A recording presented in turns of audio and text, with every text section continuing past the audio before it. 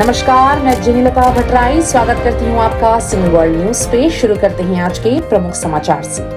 CDC ने 6 वर्ष और उससे अधिक उम्र के सभी लोगों के लिए कोविड-19 बूस्टर शॉट्स को अधिकृत किया। राष्ट्रपति बाइडेन ने टीकाकरण के महत्व पर जोर देते हुए कहा कि इसे एक महत्वपूर्ण मील का पत्थर बताया गया है। अद्वितीय स्पाइक म्यूटेशन के साथ एक नया संस्करण EG5 अमेरिका में उभर रहा है, हालांकि इसके निहितार्थ स्पष्ट नहीं है।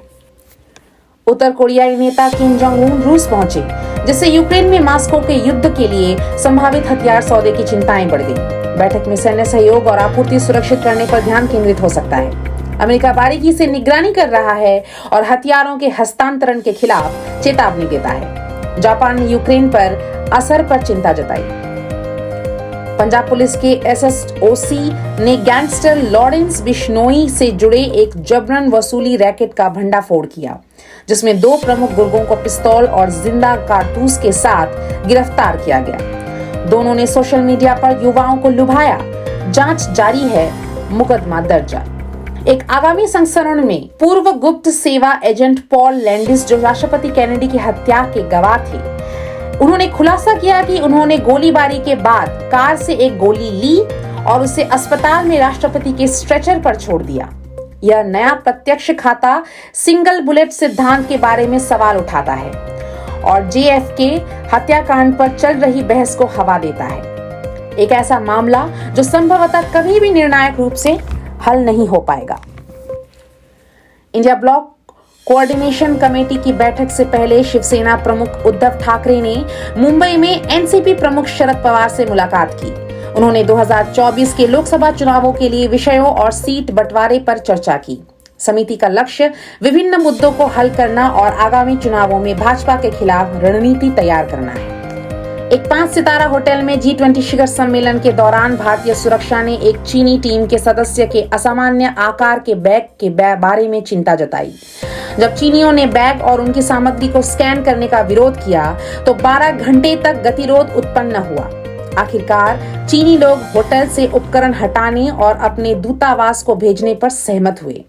उपकरण का उद्देश्य एक रहस्य बना हुआ है। सुझाव है कि इसका उपयोग निगरानी या सुरक्षित संचार चैनलों को जाम करने के लिए किया जा सकता है। शिखर सम्मेलन में चीनी राष्ट्रपति शी जिनपिंग की अनुपस्थिति ने साजिश को और ज्यादा बढ़ा दिया है, क्योंकि उनके स्थान पर प्रधानमंत्री ली कियांग ने भाग लिया। बीजिंग के लिए जासूसी करने के आरोपी ब्रिटिश संसदीय सहयोगी क्रिस कैश ने चीनी जासूस होने से इनकार किया है।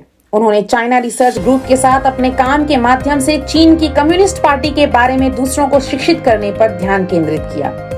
कैश, जिसकी मेट पुलिस की काउंटर टेररिज्म कमांड जांच कर रही है, अपनी बेगुनाही बताता है और दावा करता है कि उसने अपना करियर चीनी कम्युनिस्ट पार्टी द्वारा उत्पन्न चुनौतियों और खतरों को उजागर करने में बिताया है। इस घोटाले ने ऑस्ट्रेलिया सहित 5 आईज खुफिया साझाकरण समुदाय के भीतर चिंताएं बढ़ा दी है। ब्रिटिश प्रधानमंत्री ऋषि सुनाक ने हाउस ऑफ कॉमन्स में जासूसी पर चिंता व्यक्त की और G20 शिखर सम्मेलन के दौरान चीन के प्रधानमंत्री ली कियांग का सामना किया।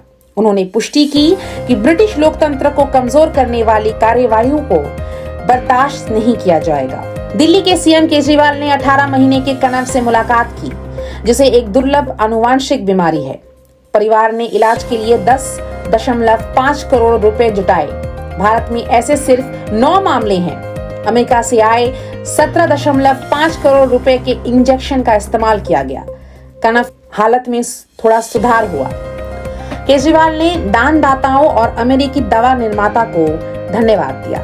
केरल की स्वास्थ्य मंत्री वीना जॉर्ज ने कोझिकोड जिले में निपाह वायरस के संक्रमण की पुष्टि करते हुए कहा कि इसके कारण 2 मौतें हुई। एक मामले को सूचकांक मामला माना गया। निपाह फल चमगादड़ों के कारण होता है और यह मनुष्यों और जानवरों के लिए संभावित रूप से घातक है। क्वांटास एयरवेज अपनी कानूनी चुनौती हार गई, क्योंकि उच्च न्यायालय ने फैसला सुनाया कि एयरलाइन ने महामारी के दौरान 1700 कर्मचारियों को अवैध रूप से निकाल दिया। यह ऑस्ट्रेलिया के उपभोक्ता निगरानीकर्ता द्वारा कथित तौर पर रद्द की गई उड़ानों के टिकट बेचने के मुकदमे के बाद हुआ है।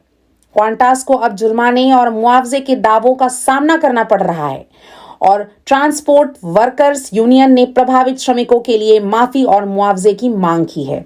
एयरलाइन ने अदालत के फैसले को स्वीकार कर लिया, लेकिन इस बात पर जोर दिया कि पुनर्गठन का उद्देश्य महामारी अनिश्चितताओं के दौरान अस्तित्व सुनिश्चित करना है।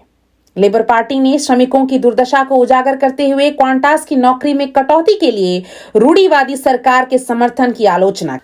अगर इस प्रकार के समाचार आप पाना और देखना चाहते हैं तो हमारे चैनल को जरूर लाइक, शेयर और सब्सक्राइब करें। मित्रों, हमारे साथ जुड़े रहें। धन्यवाद।